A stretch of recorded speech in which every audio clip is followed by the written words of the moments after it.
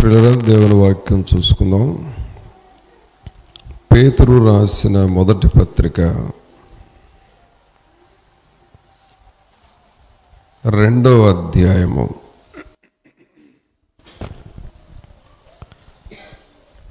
మొదటి పేతురు 2వ అధ్యాయము 1వ వచనం నుండి చదువుకుందాం. ప్రభువు దయాళుడని మీరు రుచి చూచి ఉన్న ఎడల సమస్తమైన దుష్టత్వమును సమస్తమైన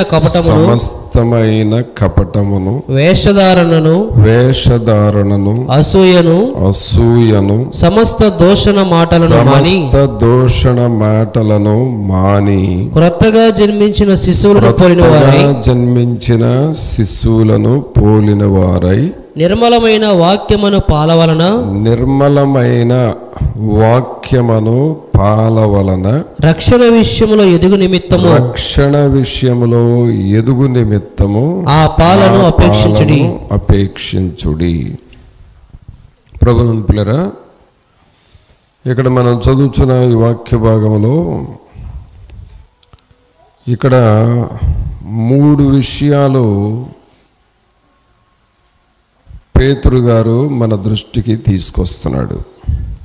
3 విషయాలు. అదేమిటంటే, ఒకటి, ప్రభువును మనకు చూపిస్తూ ఉన్నాడు. ఎవరిని చూపిస్తున్నాడు? ప్రభువుని మనకు చూపిస్తూ ఉన్నాడు. రెండవది, ఎదుగుదలను చూపిస్తూ ఉన్నాడు. అనగా ప్రభువులో ఎదగాలి అని చెబుతూ ఉన్నాడు. మూడవది ఏమిటంటే, ప్రభువులో ఎదగాలి అనంటే మనం ఏమి చేయాలో కూడా చెబుతూ ఉన్నాడు. 3 విషయాలు. చూడండి, బిడ్డ పుట్టిన తర్వాత ఆ బిడ్డ ఎదగాలి అనేది మన ఉద్దేశం. ఎదగాలి అని అంటే అలా ఆ బిడ్డను చూసుకుంటా కూర్చుంటే ఎదగరు. ఏం చేయాలి వాళ్ళకి? బిడ్డ ఎదగాలంటే ఏం చేయాలి చెప్పండి? వాళ్ళకి ఏదో ఒకటి పెడతా ఉండాలి. 6 నెలల లోపు అయితే తల్లి పాలు ఇస్తూ ఉండాలి. ఎప్పుడు వరిస్తే, ఎప్పుడు కేకేస్తప్పుడు. 6 నెలల తర్వాత అయితే అన్నప్రాసన చేస్తారు. ఆ తర్వాత తల్లిపాలు త్రాగుతూ ఉంటాడు. అలాగే ఆహారం పెడతారు. ఆ తర్వాత 1-2 సంవత్సరాలు మరి తల్లి వెంటబడి, వాళ్ళు తిన్నో అన్నా కూడా వెంటబడి ఏదో ఒకటి పెడతా ఉంటారు. ఆ తర్వాత కొంచెం ఒక 5 సంవత్సరాలు అలా వయసు వస్తే వాళ్ళంతటా వాళ్ళే తినేస్తూ ఉంటారు. అంటే ఎదగటానికి చిన్నపిల్లలప్పుడేమో తల్లిదండ్రులు చేస్తారు. వాళ్ళు పెద్దోళ్ళు అయిన తర్వాత వాళ్ళంతటా వాళ్ళే తిని ఎదుగుతూ ఉంటారు. అది శారీరకంగా ఎదుగుదల. ఇక్కడ పేతురు గారు కూడా దేవునిలో మీరు ఎదగాలి అంటున్నాడు. దేవునిలో ఎదగటం అంటే ఏంటంటే, మనం ఎప్పుడు చూసినా ఏదో ప్రార్థనకు వచ్చి పోతూ, అలాగే వాక్యం వింటూ వెళ్ళిపోతా, ఇలాగూ ఎక్కువ కాలం జరగకూడదు. దేవుని సన్నిధికి రావటం, వాక్యం వినటం, వెళ్ళిపోవటం, మరలా ప్రార్థన పెట్టినప్పుడు మరలా రావటం, వాక్యం వినటం, వెళ్ళిపోవటం, ఈ పద్ధతి జరగకూడదు ఎక్కువ కాలం. కొంతకాలం జరుగుతుంది, 1-2 సంవత్సరాలు.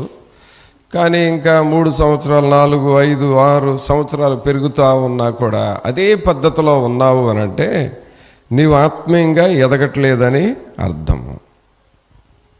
ఆత్మీయంగా ఎదగట్లేదని అర్థం.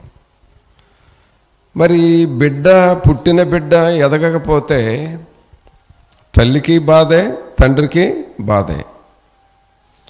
అలాగే దేవునిలో మనం ఎదగకపోతే దేవునికి బాధే, దేవుని సేవకుడికి కూడా బాధే. కాబట్టి పేతురు గారు ఏమంటున్నాడంటే మీరు ఆత్మీయముగా ఎదగండి అంటున్నాడు. ఏం చేయాలి ఎదగటం కోసం? పోయిన సంవత్సరం నీ వయస్సు ఎంతో, ఈ సంవత్సరానికి ఒక సంవత్సరం ఏమైంది? నీ వయసు పెరిగింది, శారీరక వయస్సు అనేది పెరుగుతూ ఉంది. అలాగే ఆత్మీయంగా కూడా మనం పెరుగుతూ ఉండాలి.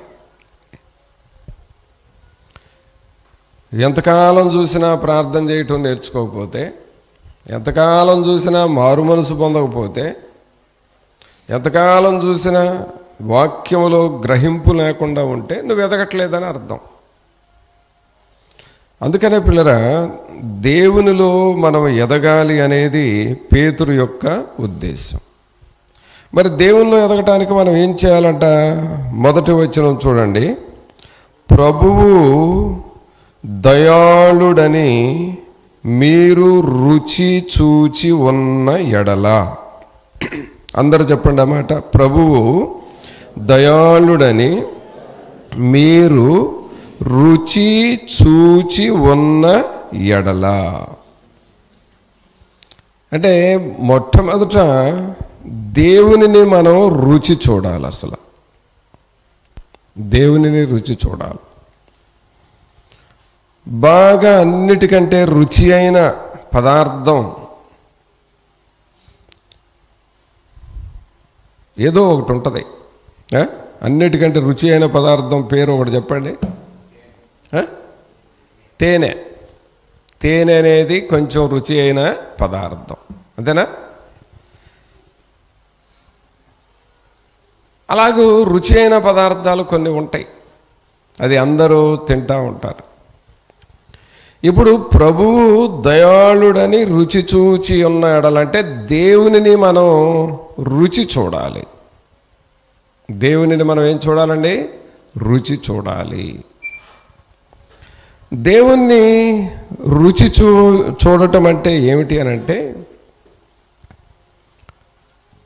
దేవుడెంత గొప్పవాడో నువ్వు ముందు తెలుసుకోవాలి. అలాగే దేవుని సన్నిధి ఎంత విలువైనదో తెలుసుకోవాలి. తర్వాత దేవుని పని ఎంత ముఖ్యమైనదో నీకు తెలియాలి. అలాగే దేవుని వాక్యము మనకు ఎంత కావాలో, ఎంత అవసరమో మనకు తెలియాలి. చదువు విలువ తెలిసిన వాళ్ళు పిల్లల్ని ఎలా చదివించుకుంటారో, అలాగే దేవుని విలువ కూడా మనకు బాగా తెలియాలి. దేవునిని బాగా నువ్వు అర్థం చేసుకోవాలి.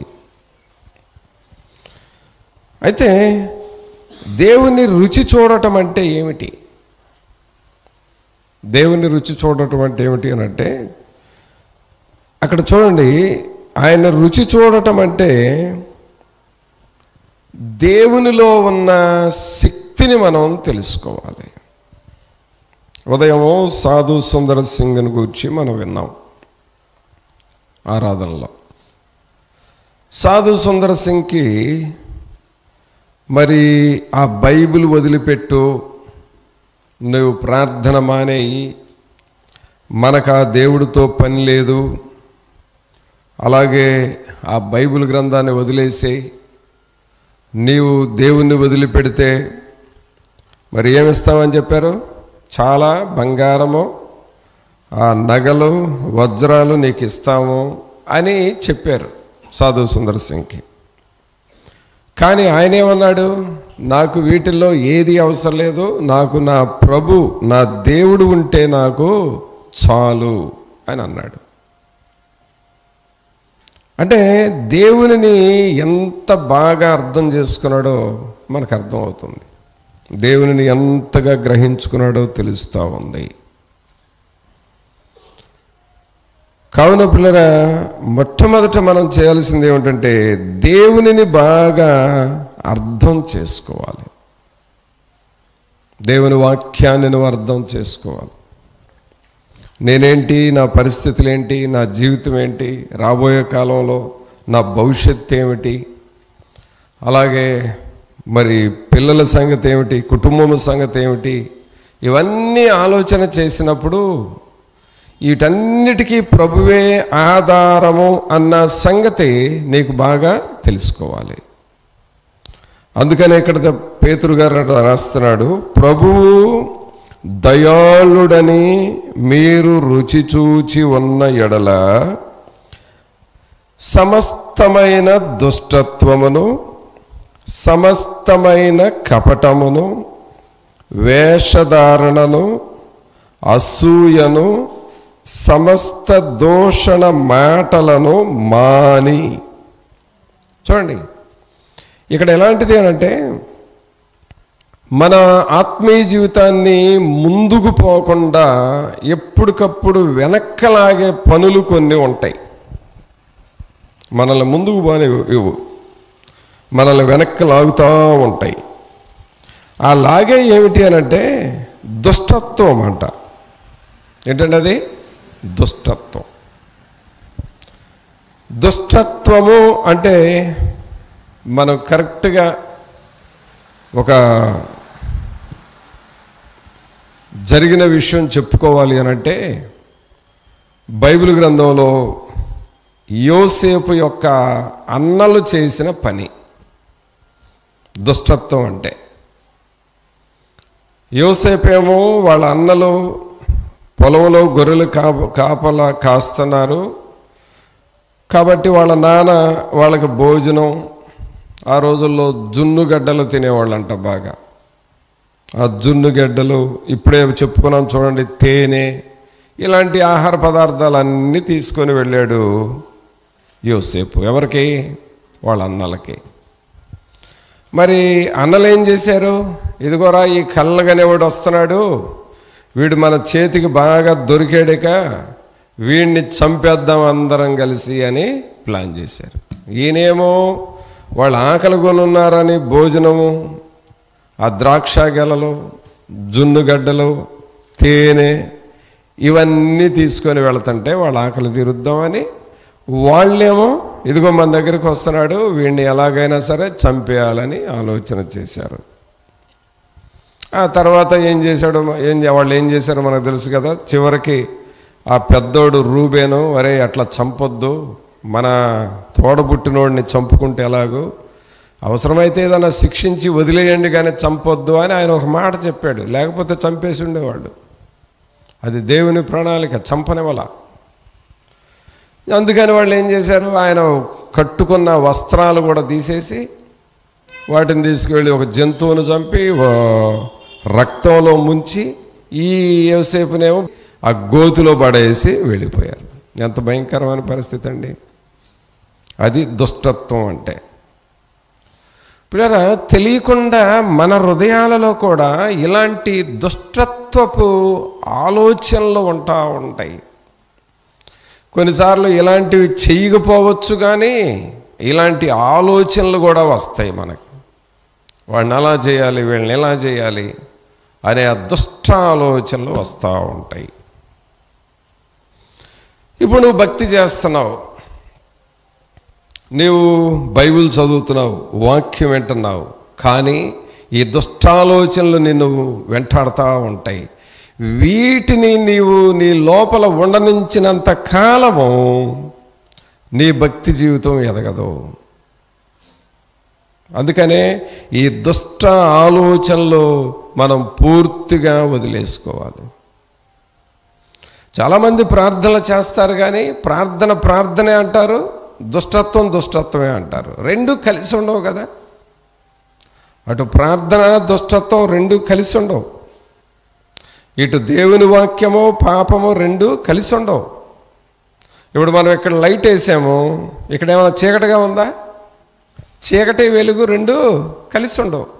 అలాంటిదే పిల్లరా. కాబట్టి దేవుని సన్నిధి మనతో ఉండాలి అని అంటే దుష్టత్వం అనేది మనలో పోవాలి. ఒకవేళ దుష్టత్వాన్ని ఉండనిచ్చామనుకోండి, దేవుని సన్నిధి బయటకు వెళ్ళిపోద్ది మనలో నుండి. అందుకనే పేతురు గారు అంటున్నాడు, దుష్టత్వమును మానండి. యోసేపు అన్నలు చేసిన పనులు, అలాంటి పనులు మీరు మానండి. అలాగే యూదా ఇస్కరియోతు యేసు ప్రభువు చేసిన పని కూడా అదే కదా. ఆయన నమ్ముకుందామనే ఆలోచన, అది కూడా దుష్టత్వమే. కాబట్టి ఈ దుష్టత్వపు ఆలోచనలు మన భక్తి జీవితాన్ని చాలా చెడగొడతాయి.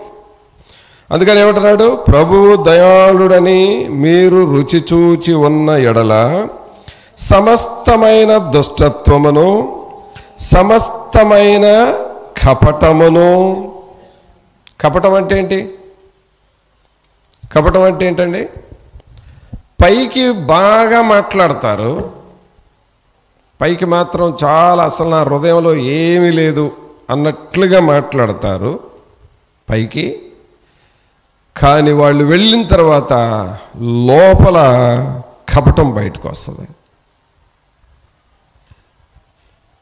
ఇంకా చెప్పాలి అని అంటే సింపుల్గా, పైకి ఒక మాట, లోపల ఒక మాట. పైకి చెప్పేది ఒకటి, లోపల చేసేది ఒకటి. చెప్పేది ఒకటి, చేసేది ఒకటి. ఇది కపటం అంటే.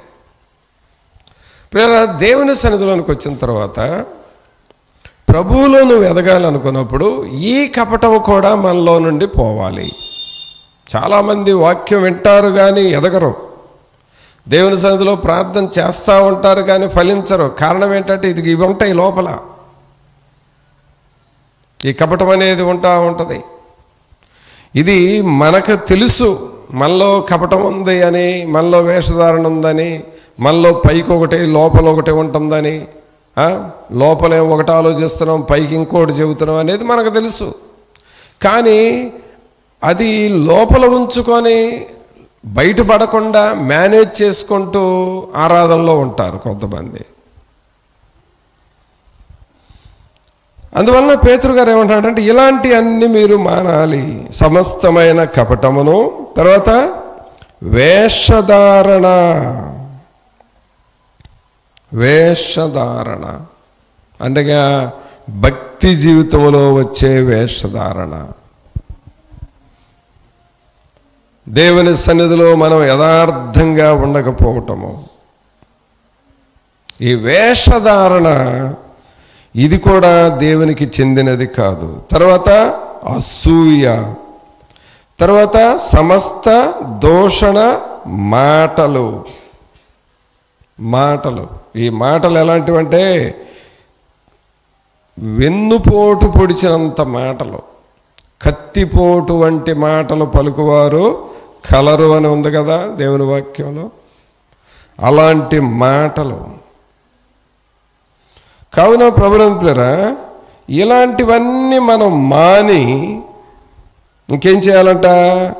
క్రొత్తగా జన్మించిన శిశువులను పోలిన వారై నిర్మలమైన వాక్యమును పాల వలన రక్షణ విషయములో ఎదుగు నిమిత్తము ఆ పాలను అపేక్షించుడి. దేనిలో ఎదుగుతూ ఉండాలండి? రక్షణలో ఎదుగుతూ ఉండాలి. రక్షణలో ఎదగటం అంటే ఏమిటి అర్థం? గ్రహింపు కలిగి ఉండాలి, ఒక గ్రహింపు ఉండాలి. అనగా మారు మనసు పొందాలి అనే ఒక ఆలోచన నీకు రావాలి.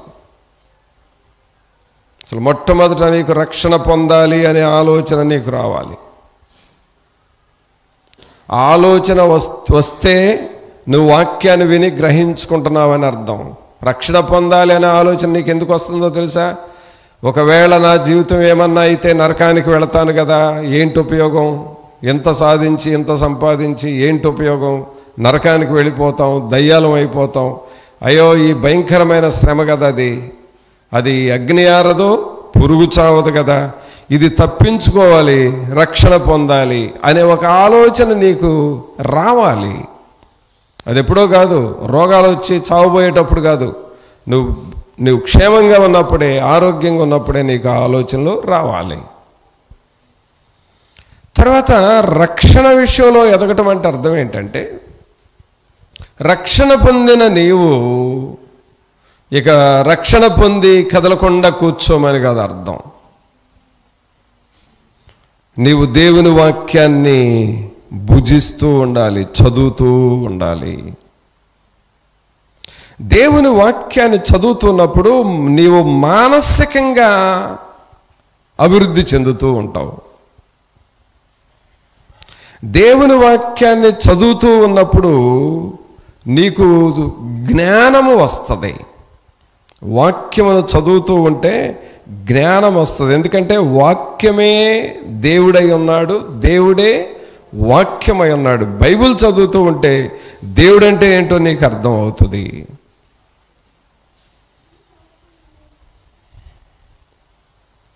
ఇప్పుడు నువ్వు రక్షణ విషయంలో ఎదుగుతున్నావనే దానికి ఒక గుర్తేమిటి?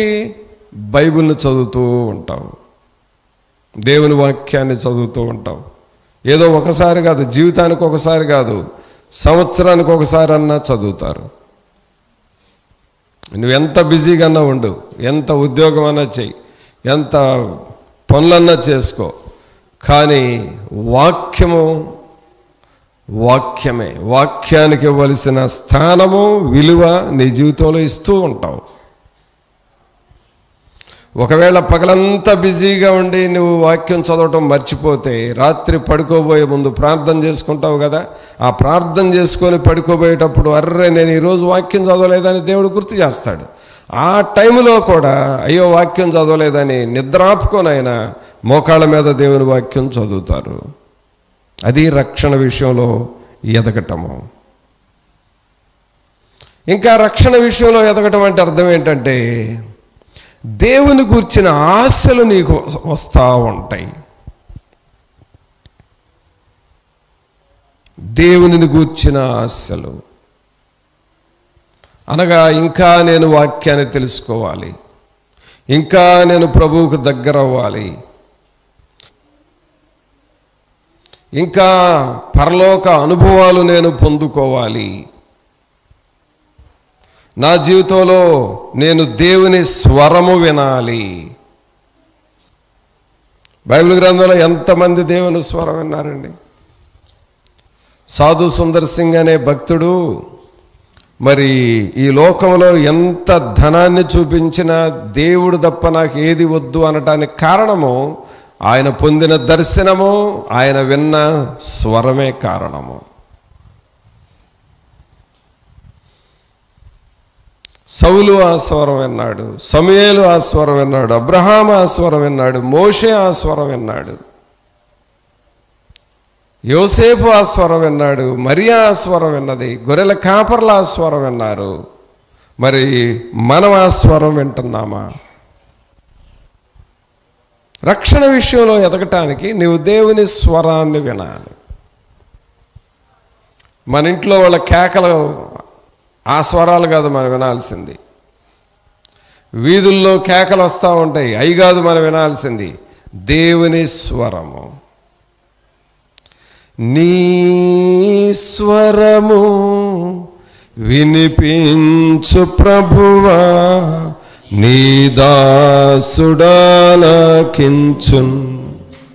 నీ స్వరము వినిపించు ప్రభువా, నీ దాసుడాలకించున్.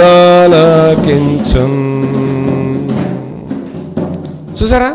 కాబట్టి దేవుని స్వరాన్ని వింటా ఉండాలండి. ఈ రోజున ప్రార్థన చేసేవాళ్ళు ఉండారేమో కానీ దేవుని స్వరం వినేవాళ్ళు లేరు. దేవుని స్వరం ఎందుకు వింటలేదు ఈ ప్రజలు? ప్రార్థన చేస్తారు కానీ ఎందుకు దేవుని స్వరం వింటలేదు? ఒక సహోదరుని గురించి నేను విన్న విషయం ఏంటంటే, ఈ మధ్యకాలంలో రోజు బైబిల్ చదువుతాడయ్యా, రోజు స్తుతులు చెల్లిస్తాడు, రోజు కొంత సమయం ప్రార్థన చేస్తాడు. అంతవరకు బాగానే ఉంటుంది. బైబిల్ చదవటం, ప్రార్థన చేయటం, స్తుతులు చెల్లించటం అంతవరకు బాగానే ఉంటుంది, బాగా ఉంటుంది అవన్నీ చేస్తూ ఉంటాయి. కానీ ఇవన్నీ ముగించిన తర్వాత అంటే మోకాళ్ళ మీద బైబిల్ చదివి, ఆ తర్వాత స్తుతులు చెల్లించి, ఆ తర్వాత బైబిల్ చదివి, ఇవన్నీ దేవుని పని ముందు చేసేసి ముగించిన తర్వాత ఇక ఆ పాత పనులు ఉంటాయి చూడండి, అవి కూడా వరుసనే చేసేస్తాడు. పాత పనులు అంటే ఏంటి? ఏవో సినిమా పాటలు పాడటం, బూతులు తిట్టడం, అబద్ధాలు ఆడటం, అలాగే దేవునికి వ్యతిరేకమైన పనులు చేయటం, సిగరెట్లు తాగటం, ఈ పాత పనులు కూడా ముందేమో లేవగానే ప్రార్థన చేసి స్తుతులు చెల్లించి బైబిల్ చదివి ఇది ఒక గంటన్నర ఈ పని అయిపోవాలి, అయిపోయిన దగ్గర నుండి ఇవన్నీ చేయాలి. ఇది పరిస్థితి.